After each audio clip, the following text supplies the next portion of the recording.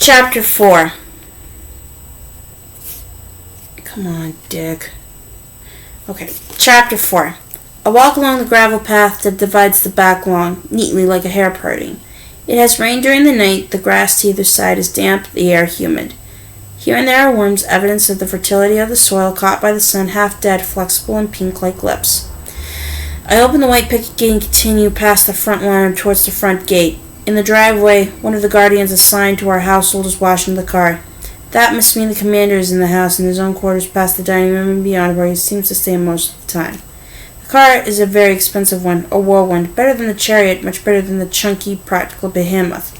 It's black, of course, the color prestige or a hearse, and long and sleek. The driver is going over it with a chamois lovingly.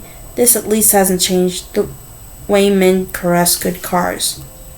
He's wearing the uniform of the Guardians, but his cap is tilted at a jaunty angle and his sleeves are rolled to the elbows, showing his forearms tanned but with a stipple of dark hairs. He has a cigarette stuck in the corner of his mouth, which shows that he too has something he can trade in the black market. I know this man's name, Nick. I know this because I've heard Rita and Cora talking about him. And once I heard the commander speaking to him. Nick, I won't be needing the car. He lives here, in the household over the garage. Low status. He hasn't been issued a woman, not even one. He doesn't rate, some defect, lack connections. But he acts as if he doesn't know this or care. He's too casual. He's not servile enough. It may be stupidity, but I don't think so. Smells fishy, they used to say, or I smell a rat. Misfit his odor. Despite myself, I think of how he might smell. Not fish or decaying rat, tan skin, moist in the sun, filled with smoke. I sigh, inhaling. He looks at me and sees me looking. He has a French face, lean, whimsical, all planes and angles with creases found in the mouth where he smiles. He takes a final puff of the cigarette, lets it drop to the driveway, and steps on it. He begins to whistle, then he winks. I drop my head to turn so that the white wings hide my face and keep walking. He says, taking a risk, but for what? What if I were to report him? Perhaps he was merely being friendly. Perhaps he saw the look on my face and mistook it for something else. What I really wanted was the cigarette. Perhaps it was the test to see what I would do. Perhaps he's an eye. I open the front gate and close it behind me, looking down but not back. The sidewalk is red brick. That is the landscape I focus on, a field of oblongs, gently undulating where the earth beneath is buckled from decade after decade of winter frost. The color of the bricks is old yet fresh and clear. Sidewalks are kept much cleaner than they used to be. I walk to the corner and wait. I used to be bad at waiting. They also serve who only stand and wait, said Aunt Lydia. She made us memorize it. She also said, not all of you will make it through. Some of you will fall and drag on her throat, and some of you are shallow-rooted. She had a mole on her chin that went up and down when she talked. She said, think of yourselves as seeds. And right then her voice was wheedling conspiratorial, like the voices of those women who used to teach ballet classes to children, who would say, arms up in the air now, let's pretend we're trees. I stand on the corner pretending I am a tree. A shape, red with white rings around the face, a shape like mine, a nondescript woman in red carrying a basket, comes along the brick sidewalk towards me. She reaches me and we peer at each other's faces, looking down the white tunnels of cloth that enclose us. She's the right one.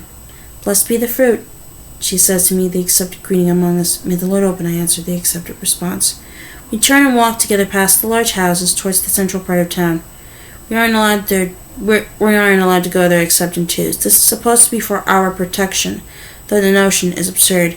We are well protected already. The truth is that she is my spy, as I am hers. If either of us slips through the net because of something that happens on one of our daily walks, the other will be accountable. This woman has been my partner for 2 weeks. I don't know what happened to the one before.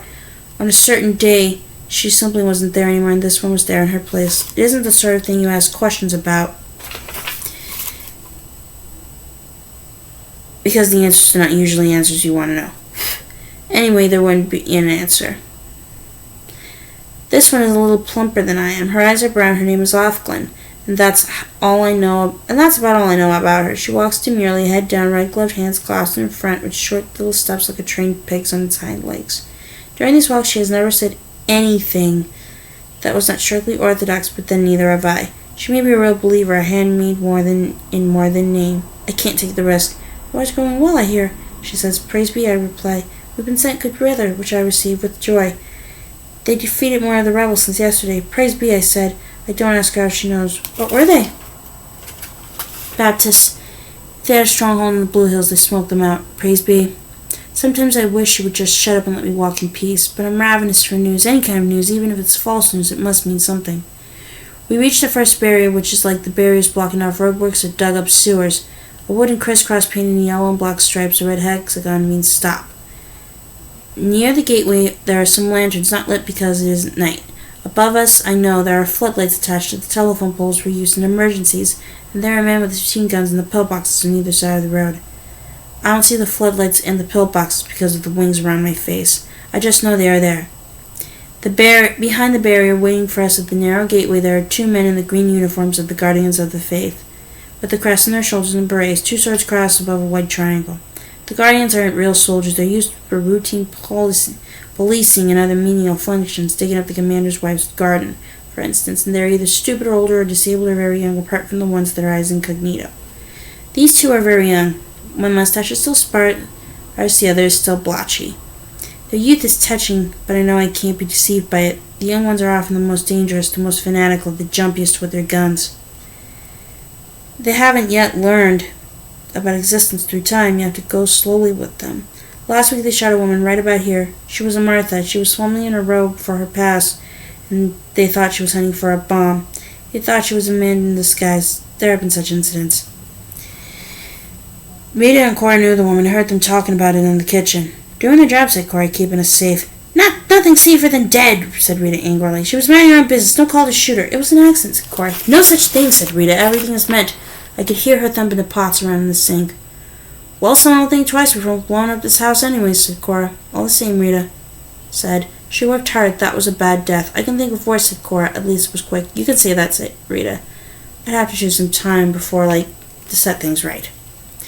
The 2 young Guardians saluted, raising 3 fingers to the rims of their berets. Such tokens are accorded to us. They are supposed to show respect because of the nature of our service. We produce our passes from the zippered pockets in our white sleeves, and they are inspected and stamped. One man goes to the right-hand pillbox to punch our numbers into the CompuCheck. In returning my pass, the one with the peach-colored mustache bends instead to try to get a look at my face. I raise my head a little to help him, and he sees my eyes and I see his, and he blushes. His face is long and mournful like a sheep's, but with the full large eyes of a dog, spaniel, not terrier. His skin is pale and looks unwholesomely tender, like the skin under a scab. Nevertheless, I think of placing my hand on this exposed face. He is the one who turns away. It's an event, a small defiance of rule, so small as to be undetected, but such moments are the rewards I hold out for myself, like the candy I hoarded as a child at the back of the drawer. Such moments are possibilities, tiny peepholes. What if I were to come at night when he's on duty alone, though he would never be allowed such solitude, and permitted beyond my white wings? What if I were to peel off my red shroud and show myself to him, to them, by the uncertain light of the lanterns? This is what they must think about sometimes as they stand endlessly beside this barrier past which nobody ever comes except for the commanders of the faithful and their long black murmurous cars, or the blue wives and white veiled daughters on their dutiful way to Salvingines or Prediganzas, or dumpty green Marthas, or the occasional birthmobile, or their red handmaids on foot, or sometimes a black painted van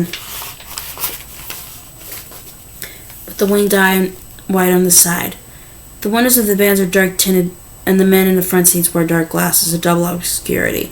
The vans are surely more silent than the other cars. When they pass, we avert our eyes. There are sounds coming from inside. We try not to hear them. Nobody's heart is perfect. When the black vans reach a checkpoint, they're waved through without a pause. The Guardians would not want to take the risk of looking inside, searching, doubting their authority, whatever they think. If they do think, you can't tell by looking at them. But more likely they don't think in terms of clothing discarded on the lawn. If they think of a kiss, they must then think immediately of the floodlights going on the rifle shots. They think instead of doing their duty and a promotion to the angels and of being allowed possibly to marry, and then, if they are able to gain enough power and live to be old enough, be allotted a handmaid of their own. The one with the mustache opens the small pedestrian gate for us to stand back, well out of the way, and we pass through. As we walk away, I know they're watching these 2 men who aren't yet permitted to touch women. They touch with their eyes instead, and I move my hips a little, feeling the full red skirt sway around me. It's like thumbing your nose from behind a fence or teasing a dog with a bone held out of reach. And I'm ashamed of myself for doing it, because none of this is the fault of these men. They're too young. Then I find I'm not ashamed after all. I enjoy the power of a dog, passive, but there. I hope they get hard at the sight of us and have to rub themselves against the painted barriers surreptitiously. They will suffer later at night in their regimented sacrilege. There are no more magazines, no more films, no more substitutes. Only me and my shadow walking away from the 2 men who stand attention stealthily by a roadblock watching our retreating shapes.